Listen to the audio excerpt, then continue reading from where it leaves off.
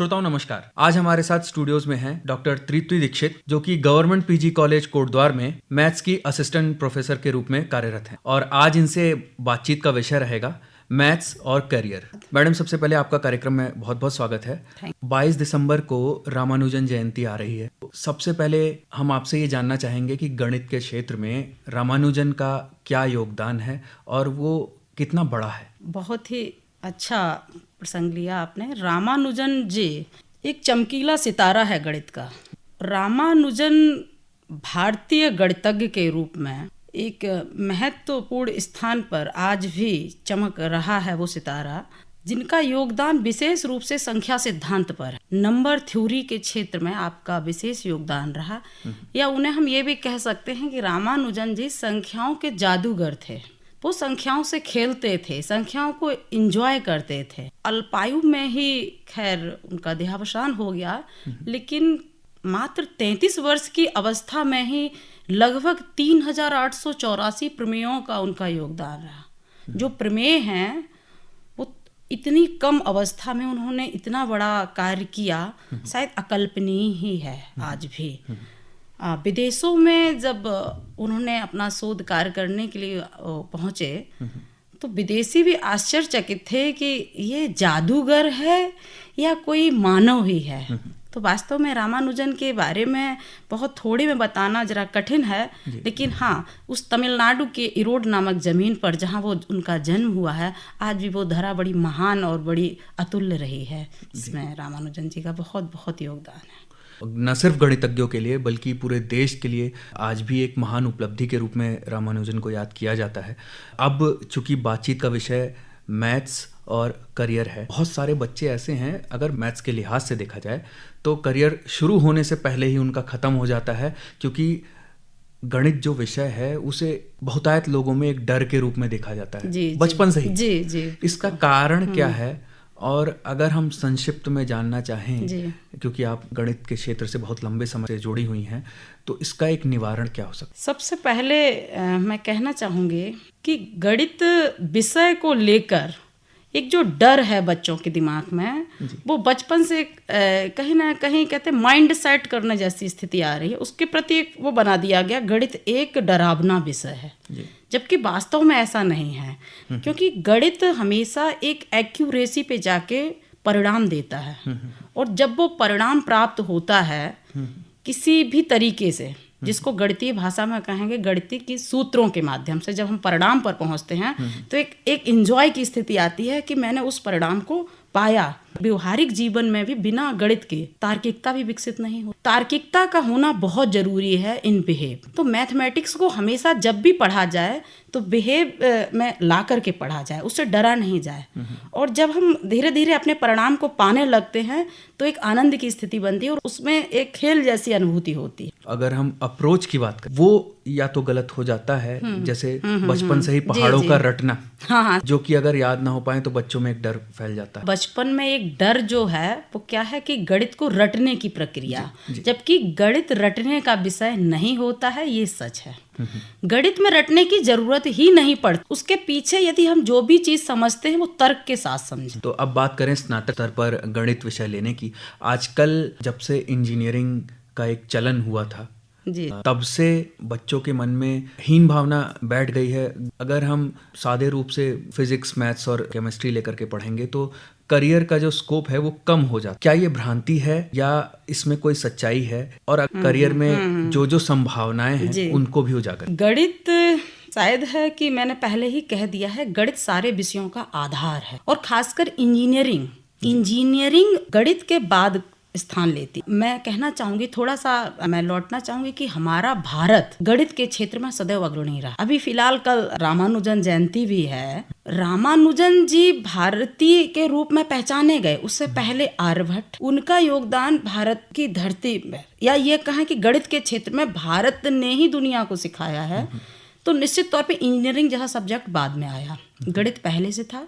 वेदों से प्राप्त हुआ विषय है गणित, इतना भी मैं कहना चाहूंगी कि, और वेदों में भी स्थापत्य वेद जो उसका उपवेद है, उसके अंदर ये इंजीनियरिंग, धातु विज्ञान और गणित ये सारी चीज़ें पढ़ाई जाती। बिना गणित के इंजीनियरिंग हो ही नहीं सकती, इसलिए आप कभी भी किसी इंजीनियरिंग कॉलेज में भी देखेंगे बेसिक साइंस जरूर पढ़ाई जाती है, उसमें मैथमेटिक्स एक सब्जेक्ट निश्चित तौर पे। जितने भी सब्जेक्ट्स हैं उनके रूट में मैथमेटिक्स है, और विशेषकर इंजीनियरिंग क्षेत्र में। तो बच्चों को ये भ्रांति हो गई कि मैथ से ही सारे स्कोप आगे शुरू होते हैं। रिसर्च को छोड़ करके जी, कौन कौन से ऐसे क्षेत्र हैं जहां पर गणित में इंटरेस्ट होने पर बच्चे अपने करियर को तलाशते? करियर को लेकर गणित बहुत ही स्ट्रांग सब्जेक्ट है।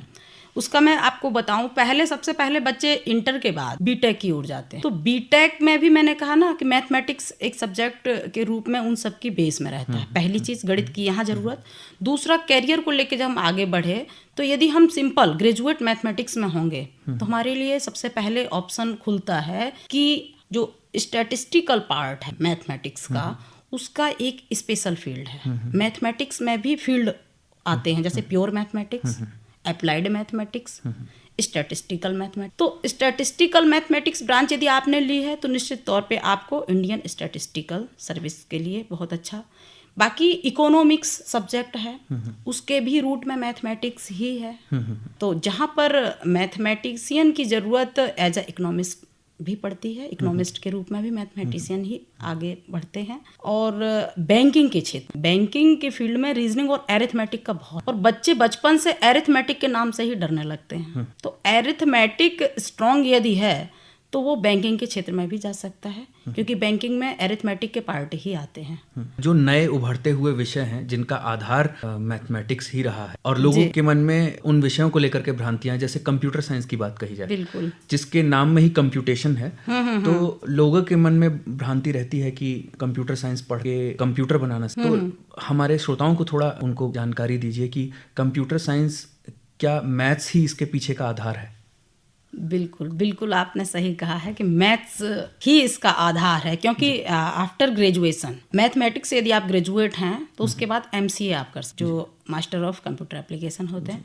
तो एमसीए के लिए भी ज़रूरत होती है कि मैथमेटिक्स बैकग्राउंड से उस बच्चे को होना चाहिए। उसका कारण है कि कंप्यूटर भी मैथमेटिक्स पर ही डिपेंड है। जो कंप्यूटर आया है वो एक स्वचालित मस्तिष्क है, आप कभी ध्यान दीजिए, वो अपने आप से ऑटोमेटिक काउंटिंग कर रहा है। तो दिया जिसने भी है वो एक मैथमेटिशियन नहीं दिया, उसके पीछे पूरा मैथ है, गणितीय योग्यता के आधार पर उसका निर्माण किया गया, और फिर जाके वो जादू जैसी चीज़ जिसको हम कंप्यूटर कहते हैं वो सामने आ गया। तो निश्चित तौर पे गणित एक जादू ही है। आगे इसके एप्लीकेशन की बात और करें तो ऑपरेशनल रिसर्च है या फिर स्टैटिस्टिक्स की बात आपने, और क्या क्या एप्लीकेशंस हो सकते हैं मैथमेटिक्स के?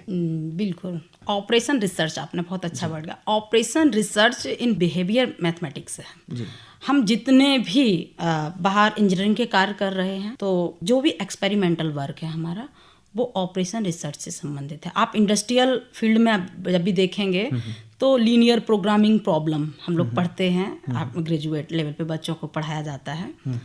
लीनियर प्रोग्रामिंग प्रॉब्लम का जो बेस रहा है वो यही रहा है कि इंडस्ट्रियल फील्ड या कहें ब्रॉड लेवल पर जब जरूरत पड़ती है प्रॉब्लम को सॉल्व करने के लिए, तो उनके लिए ऑपरेशन रिसर्च करके एक ब्रांच है मैथमेटिक्स की, ऑपरेशंस रिसर्च की, जो ब्रॉड लेवल की हमारी प्रॉब्लम्स हैं, इंडस्ट्रियल लेवल की, कि जहाँ बहुत एक लंबा इमेज करना पड़ता है कि इतना प्रॉफिट है तो कितनी हमें मिनिमम से मिनिमम कॉस्ट देनी पड़े ताकि हमारा प्रॉफिट मैक्सिमम हो जाए। इस तरह की जो ऑप्टिमाइज वाली प्रॉब्लम्स हैं, ये ही ऑपरेशन रिसर्च जैसी ब्रांच में ही सॉल्व हो पाई हैं एक ब्रॉड लेवल पर। तो मैथमेटिक्स तो नीड है, तो व्यावसायिक रूप से भी यहाँ पर मैथ्स का एप्लीकेशन देखने को मिलता है।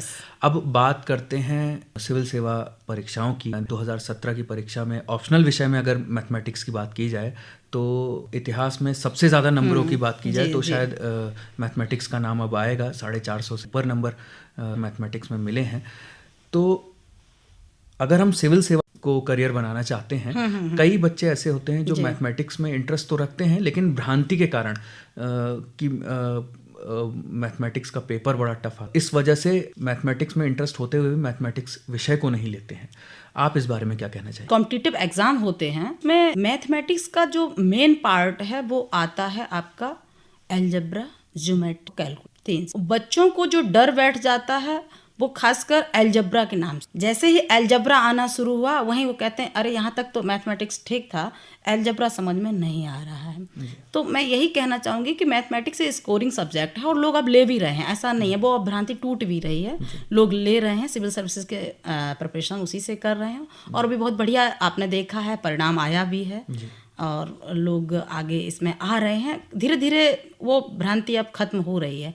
हाँ, लेकिन इतना ज़रूर मैं कहना चाहूँगी कि हमारे बच्चों का जो बचपन से बेस है वो बहुत स्ट्रांग होना चाहिए, क्योंकि मैथमेटिक्स बिना बेस के नहीं पढ़ा जाता। यदि आप हिंदी को पढ़ेंगे तो बीच में आपको अगर कहीं पर बिहारी जी या कबीर जी के बारे में बताया जाता है तो बच्चा बीच से समझ सकता है, लेकिन मैथमेटिक्स में यदि हम कहें कि इसका क्यूब और इसके क्यूब दो संख्याओं के क्यूब देके कहें कि इनको ऐड कर दीजिए तो उसे क्यूब आना चाहिए, क्यूब होता क्या है। यही छोटी छोटी चीज़ें कंपटीशन एग्जाम में आगे मायने रखती हैं। तो यदि हमारे बेसिक कंसेप्ट बहुत अच्छे होंगे तो निश्चित तौर पे कंपटीशन के लिए मैथमेटिक्स वेरी स्कोरिंग।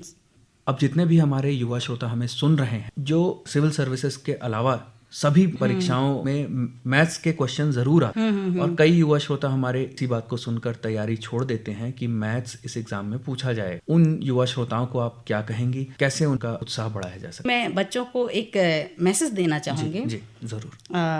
कि सोहन लाल द्विवेदी जी की एक कविता है गणितज्ञ के रूप में, यदि आप कभी उसको आगे बढ़ते हैं गणित के क्षेत्र में तो उसको एक तरह से अपने हृदय में उतार लें। तो वो पंक्तियां मैं अपने युवाओं को जरूर कहना चाहूंगी।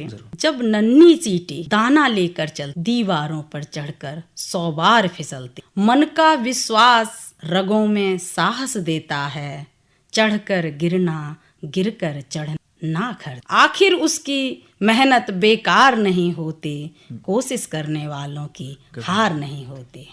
बहुत ही उत्साहवर्धक पंक्तियां हैं और निश्चित ही ये उत्साह बढ़ाएंगी। निश्चित तौर पर आत्मविश्वास जरूर बनाए रखें और एक गणित के क्षेत्र में उसको एंजॉय करें।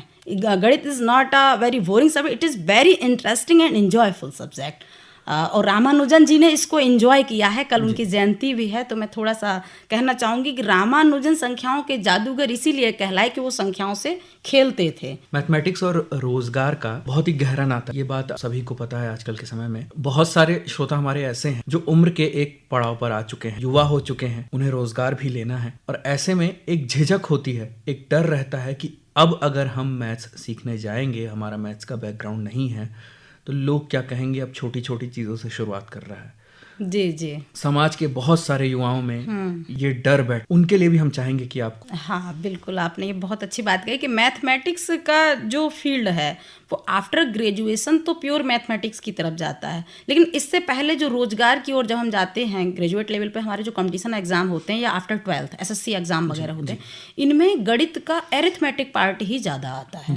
तो हमें अपना वो एरिथमेटिक पार्ट बहुत मजबूत करना है, जिसके लिए बचपन से हमारी टेबल बहुत स्ट्रांग होनी चाहिए, multiply, division, fraction, ratio, average, ये चीज़ें हमारी अच्छी होनी चाहिए। इसमें बहुत ज़्यादा गणित आगे बढ़ने की ज़रूरत नहीं है, जिससे आपको डर लग रहा है उतना भी नहीं, आप केवल एरिथमेटिक पढ़िए और निश्चित तौर पे सारे कंपटीशन एग्जाम खासकर SSC और बैंकिंग ये केवल एरिथमेटिक बेस्ड ही होते हैं। तो हमारे युवा बिल्कुल झिझकें नहीं, वो अपना ये जो बचपन की जो चीज़ें उनकी वीक हुई हैं इनको स्ट्रॉन्ग करें और इसके लिए बहुत शॉर्टकट फार्मूले बताए गए हैं। कुछ अच्छे ऑथर्स की बुक हैं, उनमें मैं बताना भी चाहूँगी।